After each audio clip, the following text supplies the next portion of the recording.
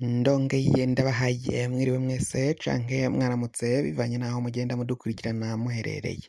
Mwese mudukurikirana muherereye mu bihugu vy'amakungu ya kure cane cane abari ku mugabane w'Abanyamerika, ku mugabane w'Abanyaburaya, ku mugabane wa Aziya, wa Afurika mu bihugu bitandukanye muri Kenya, Uganda, Zambia, Afrika du Sud, abari ngaha mu bihugu vy'ibibanyi mu buraruko mu Rwanda, mu burengero muri Congo, mu bumanuko no mu buseruko muri Tanzania, abari ngaha mu gihugu cacu c'Uburundi, intara, amakomine, imitumba, ubucimbira, imisozi bigiye bitandukanye bivanye n'aho buri umwe wese adukurikirana aherereye.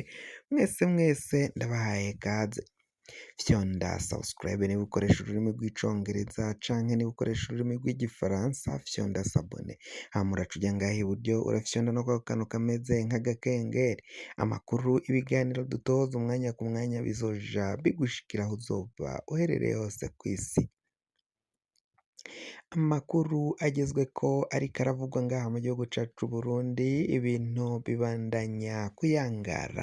N'akambaro k'ibara ku mukuru w'igihugu Varisito Ndayishimiye.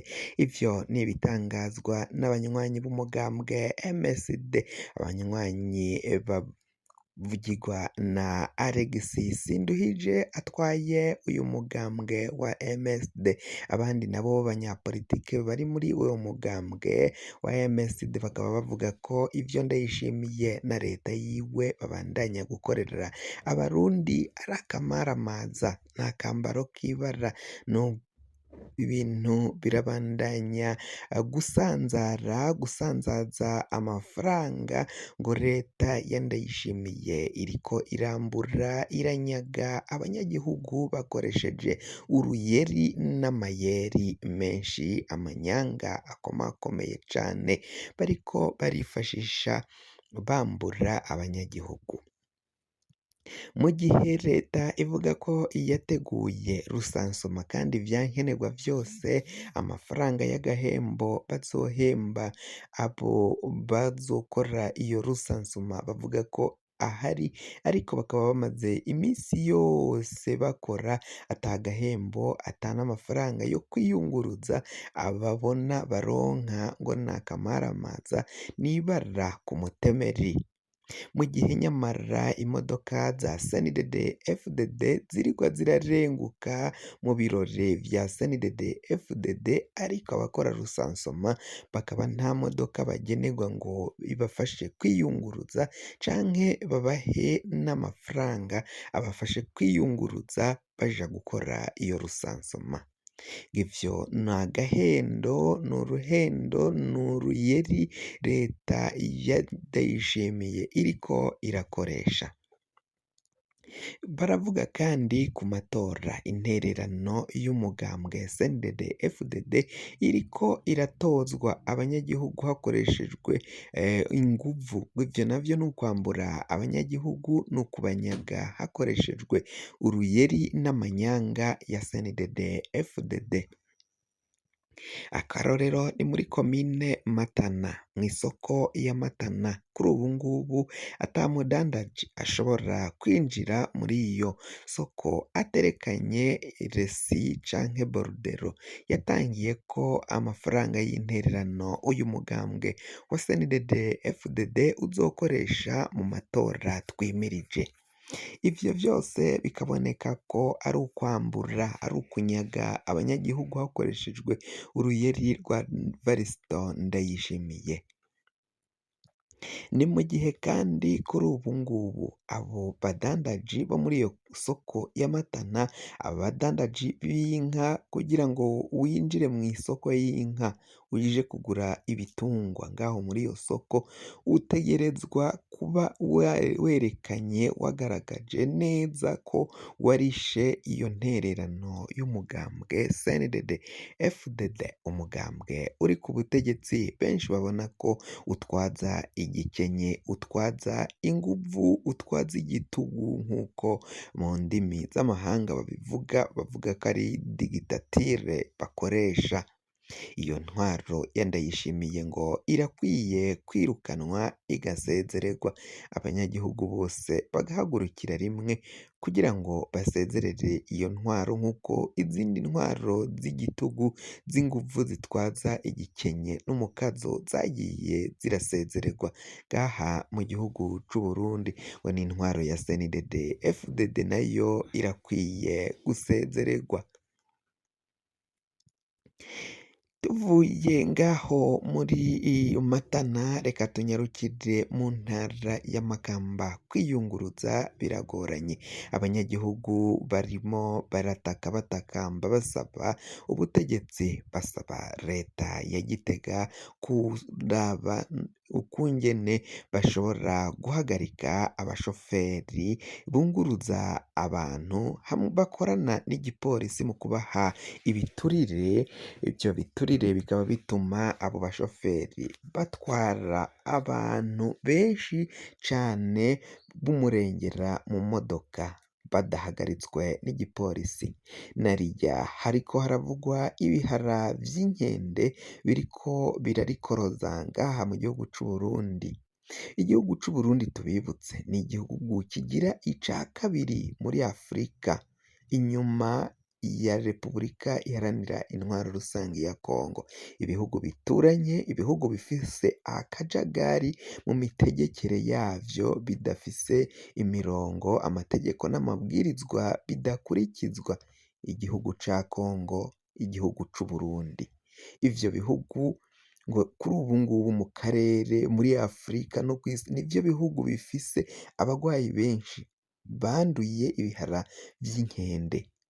Igihugu c'u Burundi nta kintu cakoze ngo gikingire abenegihugu kuja muri ico gihugu ca Kongo ariho habonetse ivyo bihara vy'inkende bwa mbere, ibindi bihugu vyarikingiye, ibihugu bihana urubibe n'igihugu ca Kongo vyarikingiye ko abanyagihugu bavyo babandanya baja muri Kongo, kandi naho bajayo bakaba bafise ingingo zo kwikingira iyo ngwara, ako karanda k'ibihara vy'inkende mpox kariko kararandagata ku murindi munini.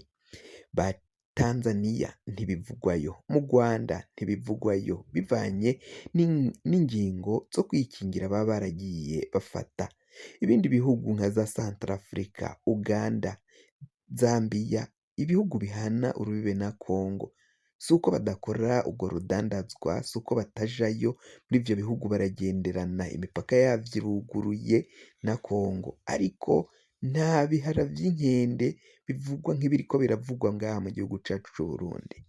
Abanyagihugu bo mu ntara ya Makamba rero barasaba ubutegetsi gusubira gukebura abo bashoferi n'abapolisi bakorana, bagahabwa ibiturire, hama abashoferi bagatwara ingenzi z'umurengera ngaho mu makwasiteri, mu maprobox ndetse n'amapikipiki, aho niho havugwa ingenzi z'umurengera zitwagwa muri ayo mamodoka, na cane cane ko igitoro cabuze, igitoro cakenye, baca barundarunda bapakira abantu benshi kugira ngo barabe ko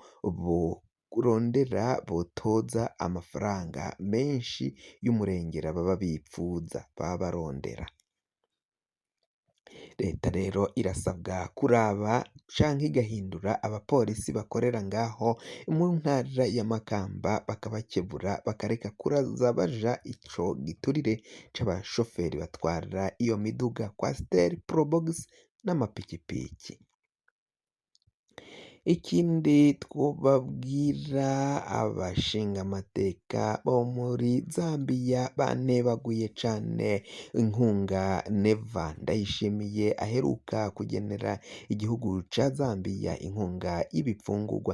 Narirya mu gihugu c'u Burundi havugwa inzara, havugwa ubukene, inzara izura inzara, ariko ngo Neva yaciye yemera ko agomba guha inkunga y'ibifungurwa igihugu ca Zambia, mu gihe Zambia ari igihugu kidakenye, kitabuze ibifungurwa nk'uko amakuru agenda abivuga.